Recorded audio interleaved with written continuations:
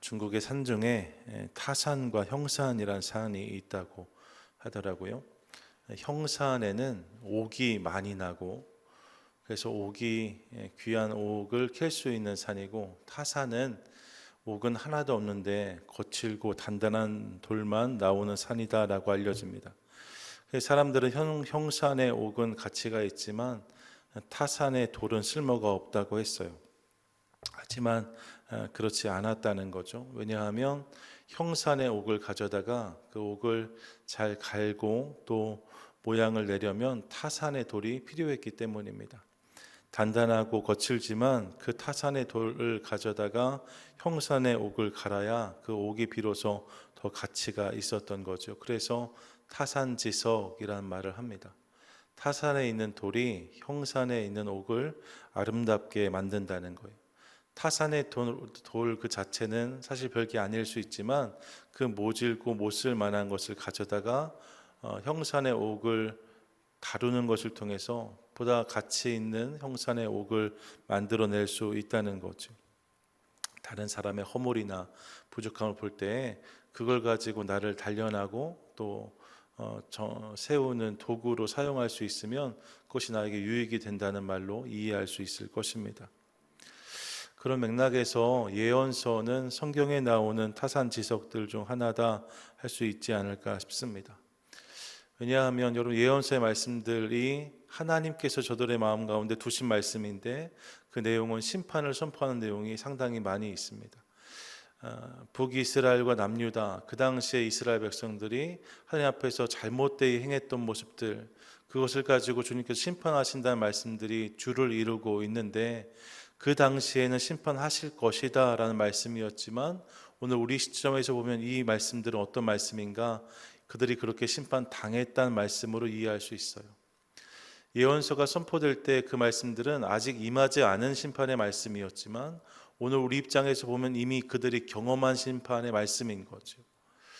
그러니까 그들이 왜 심판을 경험했는가, 그들이 왜 징계를 당했는가를 생각해 보면 그것이 우리 가운데 도움이 될 수 있습니다. 우리도 그런 징계를 받을 수 있고 우리도 그런 심판을 당할 수 있으니까 이런 모습들을 피해야겠구나, 이런 지혜를 얻게 되어지는 거죠. 호세아서도 마찬가지입니다. 호세아로 끝나잖아요. 아로 시작하는 예언서가 또 있죠. 아로 시작하는 예언서가 뭐가 있죠? 아모스가 있습니다. 호세아, 아모스. 이 두 성경은 북이스라엘을 향한 심판이 선포된 성경이다라고 이해하실 수 있는데, 호세아, 아모스 이렇게 외우시면 돼요. 북이스라엘에 대한 심판이 선포되었는데 북이스라엘에 어떤 죄가 있었는가? 이 두 성경을 보면 저들의 죄가 적나라하게 고발되는 것 볼 수 있고, 실제로 그렇게 심판이 경고된 다음에 기원전 722년에 아수르에 의해서 이 북이스라엘이 멸망을 경험합니다. 나라가 망하게 된 거예요. 실제로 그 심판이 그 땅 가운데 임했다는 거죠. 그렇기에 호세아서, 아모스서를 읽을 때는 북이스라엘이 왜 망했는지를 생각하면서 우리가 그것을 우리의 삶의 중요한 반면교사로 삼으면 좋겠다 생각해 봅니다.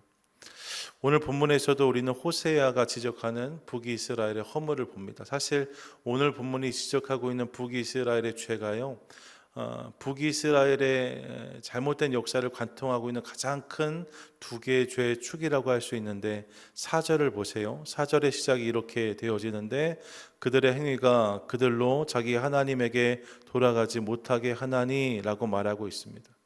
그들의 어떤 모습이 그들로 하여금 하나님께 돌아가지 못하게 했다, 하나님에게로 돌이키지 못하게 했다라고 말씀하고 있는 거죠. 분명히 경고의 말씀이 주어지고 있음에도 불구하고 그들이 돌이키지 않았답니다. 돌아가지 않았답니다. 그 이유가 어디에 있는가? 이어지는 본문 속에서 우리는 크게 두 가지의 이유를 확인합니다. 첫 번째는 그들 안에 음란한 마음이 있었다라고 말씀해요. 4절 하반절인데, 이는 음란한 마음이 그 속에 있어 여호와를 알지 못하는 깔다기라고 말씀합니다. 그럼 왜 하나님께 돌이키지 않았다고요? 저들 안에 음란한 마음이 있었기 때문에. 음란한 마음으로 여호와를 알지 못했다라고 말씀하는 거죠. 그러면 저들의 음란은 어떤 음란이었는가? 왜 어떤 음란이 있었을까요? 우리가 음란이라고 말하면 단순히 성적인 음란을 먼저 생각하실 수 있는데 사실 본문이 지목하고 있는 음란은 영적인 음란입니다. 어떤 영적인 음란이 북이스라엘에게 있었는가? 배경을 좀 알 필요가 있지요. 이 영적 음란의 시작점이 열왕기상 12장 13장에 소개되고 있습니다. 내용은 이런 거예요. 본래 여러분 지금 북이스라엘이라고 제가 말씀드리고 있는데 원래는 북이스라엘이 아니라 무슨 이스라엘이었어요? 그냥 이스라엘이었습니다. 사울이 첫 번째 왕이었고 그 다음 왕이 다윗이었고 그 다음 솔로몬이 다스릴 때까지만 해도 그냥 이스라엘이었어요. 그런데 솔로몬이 죽으면서 그 다음 왕이 르호보암이었고 이 르호보암 때에 유다 지파를 제외한 다른 지파들이 와서 여러 가지를 건의했다가 그 일이 그렇게 되지 않으면서 저들이 일종의 반란을 일으킵니다. 새로운 사람을 세워서 그를 왕으로 추대하고 또 다른 나라를 이 가나안 땅 이스라엘 땅 위에 세운 거죠. 그 일에 10개 지파가 가담합니다. 그래서 이스라엘이 총 몇 개 지파가 있어요? 12개 지파잖아요. 근데 10개 지파가 가담했으니까 사실 대부분의 지파들이 이 일에 가담했다고 할 수 있고 대부분의 이스라엘 사람들이 가담했기 때문에 국명을 저들이 가져갑니다. 그래서 이스라엘이라고 그들이 불려요. 지리적으로 보면 북쪽에 그들이 나라를 세웠기 때문에 북이스라엘이라고 부르는 거죠. 유다 지파와 베냐민 지파를 제외한 나머지 10개 지파가 모여서 만든 나라가 북이스라엘입니다. 왕이 누구라고요? 여로보암이었어요. 여로보암을 중심으로 해서 10개의 지파가 만든 나라가 북이스라엘이고 남겨진 유다 지파와 므낫세 지파가 다윗의 왕조를 이어가는데 그래서 그들을 남쪽에 있는 유다 지파가 중심된 나라다 해서 뭐라고 부릅니까? 남유다라고 부르는 거죠. 이렇게 나라가 갈라진 겁니다. 그런데 이렇게 북이스라엘이 시작되었고 여로보암이 왕이 되었는데 말입니다. 그렇다고 우리나라가 남북이 갈라진 다음에 38선 이렇게 경계를 치고 휴전선을 긋고 전쟁의 어떤 그 중지를 만들어낸 물리적인 선이 그 땅에도 있는 건 아니었어요. 한국은 휴전선이 있고 중간에 이제 비무장지대가 있으니까 서로 넘어가기가 어려운데 북이스라엘과 남유다 사이에는 그런 울타리를 친 것은 아니었단 말입니다. 그러니까 어떤 일이 있느냐, 평상시에 문제가 되지 않아요. 그냥 이미 백성들이 마음을 모아서 북이스라엘을 세웠으니까 문제가 될 게 없죠. 그런데 중요한 절기 때가 되면 이스라엘 백성들이 무엇을 해야 돼요? 예배를 드려야 되잖아요. 근데 이스라엘 백성들의 예배는 어디서 드려집니까? 예루살렘에서 드려지는 거예요. 그러니까 북이스라엘에 속한 사람들이지만 그 중요한 절기 때가 되면 어디로 가야 돼요? 예루살렘으로 가야 되는 거죠. 근데 이게 여로보암에게 부담이 되었어요. 북이스라엘의 초대 왕이었던 여로보암 입장에서는 평상시엔 큰 문제가 없는데 백성들이 남유다로 우르르 내려갈 때가 있거든요. 이게 불안한 거예요. 저렇게 내려갔다가 남유다 왕에게 설득당해서 혹시 다시 역으로 반란을 일으켜서 나를 잡으러 오면 어떡하나. 이 내용이 열왕기상 12장에 기록되고 있는데요. 한번 찾아보시겠어요? 열왕기상 12장 27절부터 29절까지.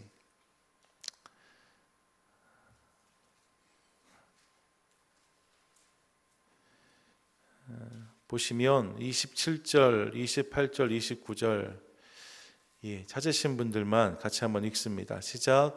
만일 이 백성이 예루살렘에 있는 여호와의 성전에 제사를 드리고자 하여 올라가면 이 백성의 마음이 유다 왕된 그들의 주 르호보암에게로 돌아가서 나를 죽이고 유다의 왕 르호보암에게로 돌아가리로다 하고 이에 계획하고 두 금송아지를 만들고 무리에게 말하기를 너희가 다시는 예루살렘에 올라갈 것이 없도다.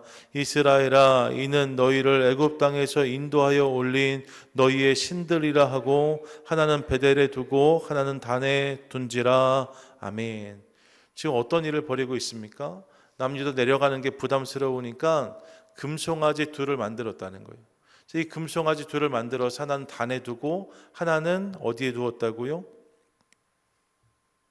어디에 두었다고요? 베델에 두었다고 하잖아요. 남쪽에 도시 하나 두고 북쪽 도시 하나에 둔 거죠. 그리고 나서 이스라엘 백성들에게 이렇게 이야기한 거예요. 너희가 예루살렘까지 갈 필요가 없다. 그 하나님을 이제는 북이스라엘에서도 예배할 수 있는데 이 금송아지 형상을 두고 예배하면 된다. 이렇게 이야기한 겁니다. 그래서 북쪽에 있는 사람들은 단으로 올라가고 북이스라엘 내 남쪽에 있는 사람들은 베델에 가서 예배하라고 말한 거죠. 31절 보세요. 31절은 이렇게도 말합니다. 그가 또 산당을 짓고 레위 자손 아닌 보통 백성으로 제사장을 삼고, 예루살렘에서 섬기는 제사가 아니니까 레위인들이 이 일에 동참하지 않았거든요. 그러니까 그냥 아무 사람이나 제사장으로 삼아서 너희가 제사장이다, 너희가 예배를 집례하면 된다, 이런 일들을 벌인 겁니다.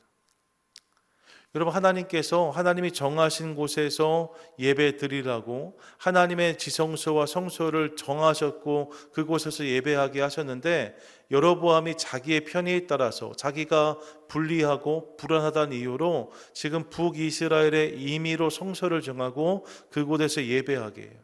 그곳 섬기는 사람들도 자기 마음대로 세웠다라고 말하는 거죠. 아무렇게나 예배하면 상관이 없다라고 말한 것입니다. 뿐만 아니라 여러분, 이 일이 이어지면서 이제 예배의 처소가 여기저기 생겨나기 시작해요. 우후죽순으로 생겨나고 그것을 넘어서 금송아지를 놓고 여호와를 숭배하기 시작하니까요, 이제 다른 신상들도 얼마든지 들여놓을 수 있는 거죠. 그래서 지금도 북이스라엘의 유적지에 가보면 한 그 산당 안에서 금송아지와 바알 신상들이 함께 발견되는 모습들을 볼 때가 있습니다. 여호와를 상징하는 금송아지, 그들이 그렇게 여겼던 우상으로 만든 금송아지와 바알 신상을, 아세라 신상을 함께 놓고 섬기는 일들이 벌어졌다는 거예요. 하나님만 섬긴 것이 아니라 하나님을 엉뚱한 모습으로 섬기고 다른 신들까지도 섬기고 숭배하는 모습이 저들 가운데 있었다는 거죠. 이게 뭐예요? 이게 영적인 음란이었다는 거예요. 하나님, 남편 대신 하나님 그분만을 온전히 섬기는 것이 아니라 마치 호세아서 1, 2, 3장에 나오는 고멜이 그랬던 것처럼 자신에게 유익이 될 만한 것 아무거나 붙잡고 그를 따라가는, 그를 남편으로 섬기는 영적인 음란이 저들에게 있었다라고 말씀하고 있는 거죠. 이것이 오늘 본문이 고발하는 영적인 음란의 정체입니다. 하나님을 향한 정결을 잃어버린 거예요. 하나님이 정하신 방법으로 그분만 섬기는 것이 아니라 자신들에게 편리한 방법, 자신들에게 유리한 방법을 취해서 여러 신들을 섬기는 모습이 그들에게 있었다라고 말하는 거죠. 이런 모습으로 인하여서 저들이 돌이키지 않았다라고 지금 호세아 선지자가 북이스라엘 백성들을 책망하고 있는 것입니다. 이게 영적인 음란이에요. 두 번째 지적되는 죄가 있죠. 이게 5절입니다. 5절 같이 한번 읽습니다. 시작. 이스라엘의 교만이 그 얼굴에 드러났나니 그 죄악으로 말미암아 이스라엘과 에브라임이 넘어지고 유다도 그들과 함께 넘어지리라. 아멘. 이스라엘에 뭐가 있었다고요? 교만이 있었다라고 또한 말합니다. 이 교만으로 인해 저들이 돌이키지 않았다라고 말하고 있어요. 어떤 교만이 그들 가운데 있었을까? 이런 교만하면 그냥 높아진 마음이다, 우리가 흔히 생각할 수 있는데 북이스라엘 교만의 내용이 어떤 것이었을까? 북이스라엘에게 심판을 선포한 선지자가 둘이라고 말씀드렸죠. 호세아와 아모스입니다. 이 두 선지자가 북이스라엘에게 경고의 말씀을 선포했는데 그 당시 이스라엘 백성들의 상황이 어떠했을까? 여러분, 어땠을 것 같으세요? 지금 너희가 하나님의 심판을 당할 것이다 라고 하나님의 선지자들이 외치고 있을 때였는데 그 당시 북이스라엘 형편이 어땠을까요? 저들이 잘 살았을까요? 못 살았을까요? 그럼 답을 하셔야 돼요. 네. 실은 잘 살고 있었어요. 잘 살고 있었어요. 만약 그들이 힘들고 어렵고 고생을 하고 있었다면 어쩌면 말입니다, 이 하나님의 음성이 저들 가운데 크게 들렸을지 모릅니다. 그랬다면 그들 가운데 기회가 있었을지도 몰라요. 하지만 당시 북이스라엘은 시쳇말로 너무 잘 나가고 있었습니다. 호세아서의 배경을 보세요. 1장 1절이 이렇게 말씀하는데 오시아와 요담과 아하스와 히스기야가 이어 유다 왕이 된 시대, 남유다에 이런 왕들이 쭉 섰던 그 시대의 말입니다. 곧 요아스의 아들 여로보암이 이스라엘의 왕이 된 시대라고 말합니다. 북이스라엘에서 누가 왕이 되었는가? 여로보암이 왕이 되었다는 것. 그 시대에 부엘리의 아들 호세아에게 임한 여호와의 말씀이다라고 본문이 시작되고 있습니다. 그러니까 호세아 선지자가 사역했던 시기의 왕이 누구예요? 여로보암이에요. 근데 여러분, 이 여로보암은 앞서 북이스라엘 처음 세웠던 그 여로보암이 아니고요. 왕조가 5번이 바뀌면서 북이스라엘 역사로 보면 13번째 왕이 세워졌는데 그 왕이 여로보암입니다. 그래서 우리가 여로보암 2세라고 그를 부르거든요. 두 번째 여로보암이 그 땅에 세워지게 된 거예요. 그런데 그 당시에 북이스라엘 상황이 어땠는가? 열왕기하 14장 25절을 기억해 보시면, 제가 요나 선지자 이야기할 때 이 본문을 읽었던 기억이 있는데 이렇게 말씀합니다. 이스라엘의 하나님 여호와께서 그의 종 가드 헤벨 아미떼의 아들 선지자 요나를 통하여 하신 말씀과 같이 여로보암이 이스라엘 영토를 회복하되 하맛 어귀에서부터 아라바 바다까지 하였으니 라고 말씀합니다. 이 여로보암 2세 때에 나라가 회복되었고 영토가 회복되었는데 얼만큼 회복되었는가? 하맛 어귀에서부터 아라바 바다까지 라고 말하고 있어요. 사해의 끝단을 말하는 거거든요. 이는 여러분 북이스라엘이 차지했던 가장 넓은 영토라고 말할 수 있습니다. 북이스라엘의 여러 왕조가 들어서 그 왕들 다스리면서 영토가 늘 때도 있고 줄 때도 있었는데, 이 하맛 어귀에서 아라바 바다까지란 말은 가장 북이스라엘 영토가 넓을 때를 의미하는 거예요. 그러니까 국력이 최전성기를 구가하던 시기 중 하나였다는 거죠. 부족한 것이 없습니다. 필요한 것이 없습니다. 모든 것을 스스로 다 할 수 있다고 생각할 때가 이때였습니다. 그래서 저들 가운데 자연히 교만이 생각이 생겨났다는 거예요. 무언가 부족하고 무언가 연약하면 우리 힘으로 할 수 없다 생각했을 텐데, 이런저런 것들이 열리고 풀리면서 얼마든지 하나님을 찾지 않아도 우리 능력과 우리 힘으로, 이런 생각이 저들 마음 가운데 있었던 거죠. 이들이 그들의 교만이 된 거예요. 그래서 하나님을 온전히 섬기지 않았다라고, 하나님을 온전히 붙잡지 않았다라고 본문이 말하고 있는 거죠. 예, 여러분, 북이스라엘에 두 가지 죄가 있었는데, 하나는 영적인 음란이었고 또 한 가지 영적인 교만이었답니다. 자신들의 편의대로 자신들이 원하는 신을 섬기는 영적인 음란이 저들 가운데 있었고, 하나님이 아니셔도 충분히 가능하다는 영적인 교만이 그들에게 또한 있었다는 거예요. 이것으로 말미암아 저들이 하나님께 돌이키지 않는 백성이 되었다라고 본문이 말하고 있는 거죠. 이것이 북이스라엘의 치명적인 죄였다는 거예요. 물론 여러분, 이 죄는 북이스라엘을 다스렸던 지도자들로부터 시작된 것입니다. 그래서 1절을 보시면 제사장들아 이를 들으라, 이스라엘 족속들아, 이게 족장들을 의미하는 거거든요. 족장들아 깨달으라, 왕족들아 귀를 기울이라, 너희에게 심판이 있나니 라고 말합니다. 여러분, 이 일의 시작에 지도자들이 있어요. 그들이 선한 영향력이 되지 못하고 도리어 이 백성의 올무가 되고 그물이 되었다라고 말합니다. 그런데 여러분, 그렇게 시작된 죄가 그들만의 죄가 아니라 온 백성의 죄가 되었어요. 온 백성이 그렇게 이제 그릇 행하는 모습이 있었던 거죠. 하나님이 이를 아셨습니다. 그래서 3절을 보면 이렇게 말씀하는데, 3절 함께 읽습니다. 시작. 에브라임은 내가 알고 이스라엘은 내게 숨기지 못하나니 에브라임아 이제 내가 음행하였고 이스라엘이 더러워졌느니라. 이것이 에브라임, 이게 북이스라엘이거든요. 온 백성의 죄가 되었답니다. 모두의 죄를 내가 안다라고 주님 말씀하세요. 그러면서 하나님이 그들을 향한 심판을 선포하시는 거죠. 6절과 7절 우리 한 번 더 읽습니다. 시작. 그들이 양떼와 소떼를 끌고 여호와를 찾으러 갈지라도 만나지 못할 것은 이미 그들에게서 떠나셨음이라. 그들이 여호와께 정죄를 지키지 아니하고 사생아를 낳았으니 그러므로 세 달이 그들과 그 기업을 함께 삼키리로다. 아멘.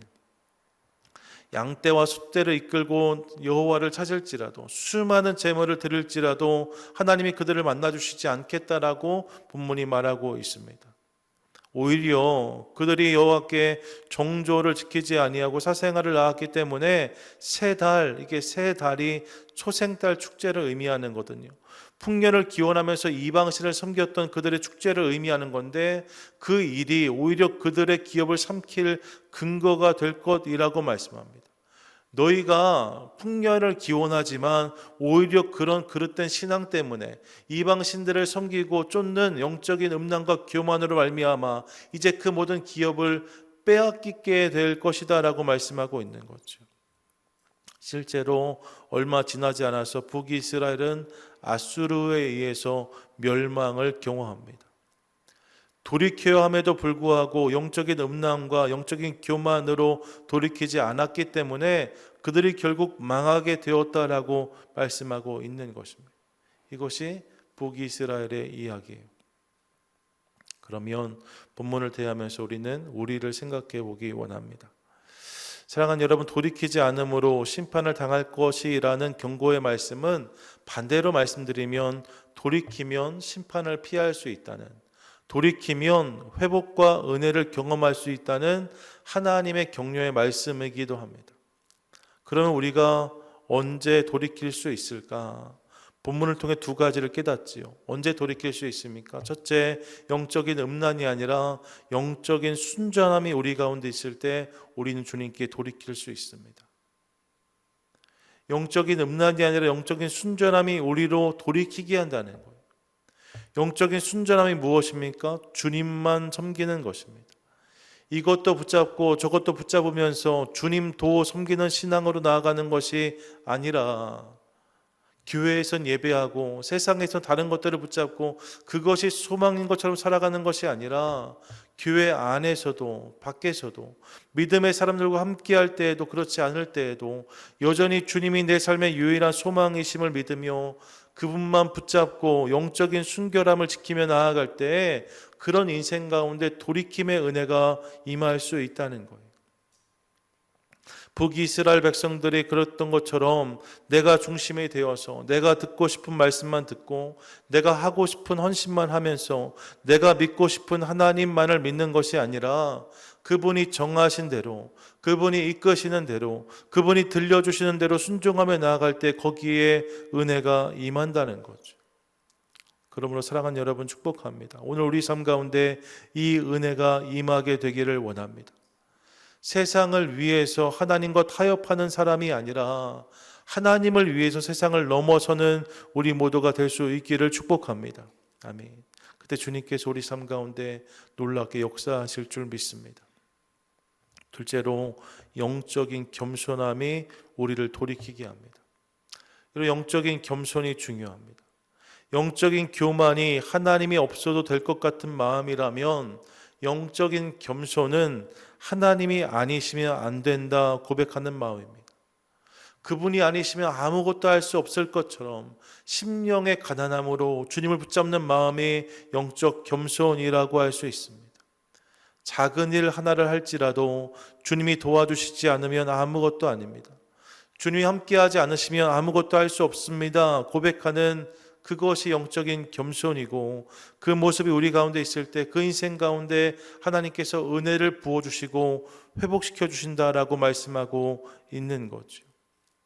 그러므로 날마다 그분을 간절히 의지하는 성도 우리 모두 되시기를 축복합니다. 한번 따라하세요. 저에게 주님이 필요합니다. 저에게 주님이 필요합니다. 우리 가정에 주님이 필요합니다. 우리 가정에 주님이 필요합니다. 나의 직장에 주님이 필요합니다. 나의 직장에 주님이 필요합니다. 우리 교회에 주님이 필요합니다. 우리 교회에 주님이 필요합니다. 예, 여러분, 이 고백이 우리 가운데 있을 때 하나님께서 이 고백을 통해서, 그런 우리 삶을 통해서 우리 삶 가운데 은혜를 부어주실 줄 믿습니다. 바라긴 이를 기억함으로 날마다 간절히 그분을 붙잡고 구하는 것을 통하여서 하나님이 오늘 우리 삶 가운데 부어주시는 놀라운 은혜를 경험하는 저와 여러분 우리 모두가 되시기를 축복합니다. 아멘. 사랑하는 여러분, 벌써 10월을 시작합니다. 벌써 10월입니다. 이제 한 달만 더 지나면 교회력으로 2024년이 마무리되어지게 됩니다. 여러분, 올 한 해 어떤 모습으로 달려오셨는지 모르겠어요. 오늘 우리가 어떤 모습으로 주님 앞에 서 있는지 모르겠습니다. 오늘 성경 우리 가운데 우리를 돌아보라고 말씀합니다. 혹 우리 가운데 주님만 섬기는 것이 아니라 주님도 섬기는 영적 음란이 있다면, 하나님을 온전히 붙잡지 않는 영적인 교만이 있다면 돌이켜 이제 영적인 순전함과 영적인 겸손으로 하나님께 나아오라고 말씀하고 있습니다. 그 은혜가 있을 때 우리 삶 가운데 하나님의 은혜의 이야기가 시작된다라고 선포하고 있는 거죠. 바랑이 이 사실을 기억하며 주님 그분을 더욱 바라고 붙잡는 것을 통하여서 북이스라엘이 그랬던 것처럼 심판과 경고의 역사를 써가는 것이 아니라 하나님의 은혜로 풍성한 주님께서 허락하신 회복을 경험하는 놀라운 이야기를 써가는 저와 여러분 우리 교회 되시기를 주님의 이름으로 간절히 축원드립니다. 아멘.